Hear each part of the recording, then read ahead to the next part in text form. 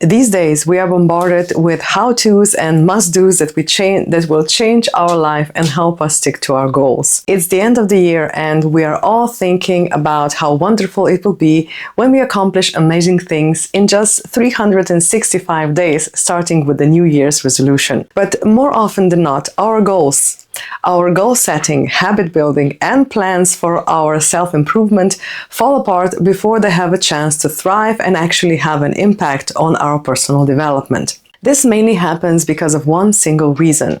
When setting goals, we forget one tiny thing.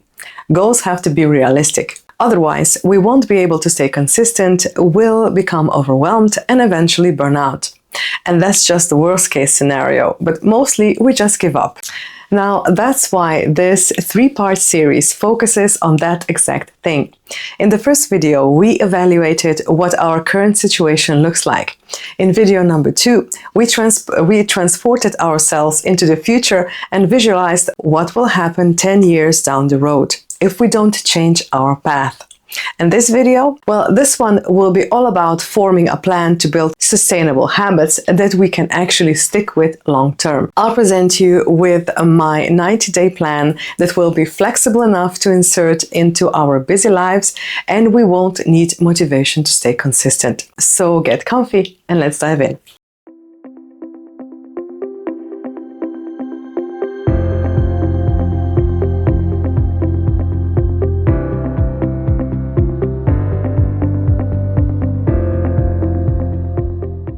Every year it's the same thing. I want to turn my life upside down, improve it, and I want to start on January 1st. Now, the Christmas holidays are the perfect time to develop these incredible plans, but they usually never last more than a week or two into the new year.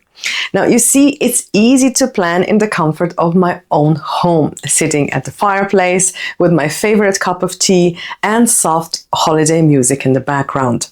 The boys are playing, the house is clean, and there is this calm atmosphere around us. There's nowhere we need to be, and it's easy to get sucked into the dream of this being my everyday life. No wonder my plans aren't realistic. Now, they include 4 hours of focused work, healthy living, time to meditate and journal, and going on hour-long walks. But that lasts for 2 weeks during the holidays. Once work and school starts, it's a different scenario. Work is usually hectic in the beginning of the year, giving me no time to breathe between the meetings, and I barely have time to eat lunch. Now, when I come home, I'm in the kitchen, preparing dinner, helping with homework, and I'm in and out of the house, playing the taxi service, driving the boys in and from practice. Now, when I finally do have time to sit down properly, it's 11 in the evening and I collapse into the bed exhausted. However, last year it was different. I needed to make change regarding my day job. It was draining my energy and I was slowly sinking into depression. The pain was real. I didn't feel fulfilled and I had nothing to look forward to when I came to work. So I came across this amazing woman on YouTube named Alexa Serranoia. She pushed me to make the first step into starting this YouTube channel. Now, if you ever started a project of this magnitude, you'll understand how hard it was. I had no confidence, no knowledge of how to do things, no right equipment, and no idea what to do with the videos once I filmed them. But there was one thing that I did have, a burning desire for something to change. And it worked. I didn't exactly change my day job, but this side project gave me so much more. The confidence, the ability to educate, new knowledge, and strong desire to persist. So this is what I would like to give you with this video series. The drive to start something new and persist for long enough to see the results. And that's why the first 2 videos were about looking inside and seeing your future, how it will be if you don't change anything. Now, we already did all the hard work in the last 2 videos, and if you haven't watched them, I recommend you do that first. There is a science behind change, and I dearly like for you to experience the beautiful transformation the correctly educated New Year's resolution can bring. So pause this video and do the task from the previous 2 parts of this series. But for the rest of us, here's how we're going to make things happen. We've visualized our green future and we've evaluated our current situation. When you're reading your ideal future from the second video, do you notice a pattern? Do you see what you would absolutely need to change for you to realize that future? Now, we'll be traveling into the future again in this video, just not as far as in the previous one. Today, we'll be observing what our day looks like 1 year from now in real life situations. So it's a few days before Christmas. What does your day look like? Describe the same pillars we focus on in the previous two videos. So health, self-care, family, relationship, money, and fun. What does your morning look like? Is there any change of how you feel when you wake up if you compare it to how you feel today? And how's your energy? Are you looking forward to the day or are you still dreading it to get out of bed? And your work. How does that look like? Are you still at the same job you were a year ago? And what about your meals? What do they contain and what foods do you avoid? And think about your afternoons as well. Are they any different? What is your relationship with your closest family like and your friends? And also think about if you take time to look after your body and mind. And the nighttime, what does your evening look like? Do you have time and energy for anything else rather than just falling into bed exhausted? Here's how my day looks like. My imaginary perfect day a year from now looks like. So I changed my sleeping habits and my mattress, so my mornings are entirely different. I wake up rested, something I haven't done in decades. Now I don't have troubling dreams or nightmares anymore, and I am very, very thankful for it. Now, my mornings are entirely different, or this morning is entirely different from a year ago. I have a new routine I've been trying out and I'm loving it.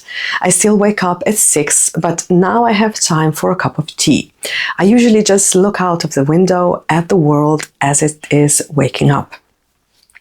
Then my husband wakes up and we have a few minutes just for ourselves, talking about the day and what we'd like to achieve.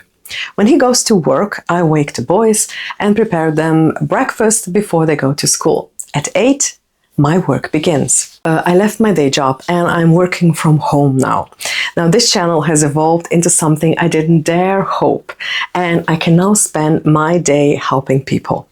I love what I do, and the energy I get from working on what I love is still new to me. Now the additional boost of the energy and endorphins comes from my regular visits to the gym every weekday. Now the afternoons are reserved for the boys. There is now enough time to prepare a healthy lunch that we all get to enjoy when they return from school and my husband from work. We spend more time together even though their after-school activities haven't changed. I'm calmer and I deal with stress as soon as it surfaces. My husband and I have date nights twice a week, and we spend 2 nights a month organizing game nights with our friends. Now, my nights are calm and dedicated to reading, journaling, or meditating. I'm sticking to my regular hour of getting to bed, and I get enough sleep and rest for the next day. Can you see or can you notice the difference between my current day and my imaginary one a year from now? Now it's your turn. Read your 2 days again and then let your imagination fly. Where are you? What is the atmosphere like? What about the energy, the people around you? Don't wait until the end of this video. You have momentum. Pause it and write your ideal day a year from now. Now, when you have your ideal day, you are ready to move to the next step. We're going to pick one goal to work on in the first 90 days of this year. And the key is to pick one. I've picked 90 days or 3 months just because it is a short enough time to stay consistent and develop daily routines that will form our future habits for a healthier, more fulfilled lifestyle. But remember, whatever your vision for the next year, you can't tackle everything all at once. That's a recipe for disaster, and I can prove it to you. Now, let's say your goal is to lose 15 kilograms of weight by the next year. And you mean to do it by adopting a healthier lifestyle, cooking every meal from scratch, and working on your muscle mass 4 times a week. Now picture a Wednesday in the middle of January. You are now well into the new year and you realize that sticking to your goal is hard, or more like impossible. The everyday life is hectic, so by week 3 you are overwhelmed and decide it's not worth the trouble. This is what kept me back every year. I got overwhelmed. So we're going to take it slow, really slow. Pick one goal. Something, if accomplished, will have a ripple effect on all of your other goals. Now, in my case, it was very obvious. I lack energy. Now, even in the mornings, I struggle to get out of bed. So I need to work on my energy levels. But I can't do that if I'm not fixing one thing first, and that's my sleep. I'm positive if I improve my sleep and wake up rested, that I'll have more energy to tackle the rest of my goals. My mood will improve, I'll deal with daily stressors in a calmer manner, and I've heard that I won't have such cravings of unhealthy food. But think about your goal. Have you zoomed in on your primary goal? Now, if you have, the next step will be to work on our consistency. We need to form small habits that we can implement each day. But remember, taking it slow is the key, even if we're focusing on only one goal. If, for instance, you decide to start exercising to build muscle, it would be pointless to make your goal going to the gym 5 times a day for an hour and a half, like we said. You wouldn't last a week. If we're taking this in small steps, your first step could be researching a local gym if it isn't too crowded. You wouldn't want to get depressed on your first day. And the next step could be that you join that gym. And the next would be to find out what part of the day you will be exercising, how long you will be there. This is how we are developing a habit system that we can easily follow. Now, I read James Clear's Atomic Habits. He talks about a man who joined a gym but didn't allow himself to stay more than 5 minutes, and that lasted for a month. He just dressed, got to his car, drove there and stayed for 5 minutes, and then he left. Now, it sounds silly, but just think how rooted that habit was into his system in a month. The next step was to stay in the gym longer. Now, if our goal is to lose weight, don't start a crazy restricted diet you know that you won't be able to stick to. Today, let's just open our fridge and look at its contents with a critical eye. Is the content something a future you would eat? If not, take out everything that doesn't align with that future you. Tomorrow you can focus on the freezer and the next day on your pantry and so on. So by the end of the week, the food should reflect your future vision. Now, I certainly don't intend to change my entire evening routine in one go to better my sleep. My first plan is to research what mattress would be a good fit. Now, I've changed at least 4 mattresses in the last decade, and going from pure natural latex to springs to different combinations of it, but nothing really sticks. So if you have some advice for me on that subject, I'd really appreciate it. And then my next step is going to be doing some small tweak on my evening routine, trying out different times to go to bed to get the optimal sleep time. Next, I'll probably tackle the screen time before bed and so on. The key is not to overwhelm ourselves. Now, when we feel like we have the first goal under control, we can add another one in the next 90 days. The point is not to lose momentum. If your actions are small and don't interfere with our current lifestyle too much, the chances are we will stick to them. Once habits are formed, things will get easier from there. And lastly, the most important key ingredient to keep in mind: don't be too hard on yourself. The beautiful part of this habit building is that we don't have to stick to our plan 100% of the time. That would be unreasonable. But if we do it for 80% of the time, we can see some concrete changes as soon as spring. Now think about it. 80% is 292 days of the year that we will be sticking to our plan. And that's 72 days in the first quarter. Now, do you think you can make a change if you stick to that priority for 72 days? I mean, habits have been set in shorter time frame. And if your goal is to lose weight, I have something that will boost your results out of the park before spring begins. I fast every end of winter, and this winter I will be inviting you to join me. The preparation begins now, and I will guide you every step of the way so we can tackle any problem or difficulty as soon as it arises.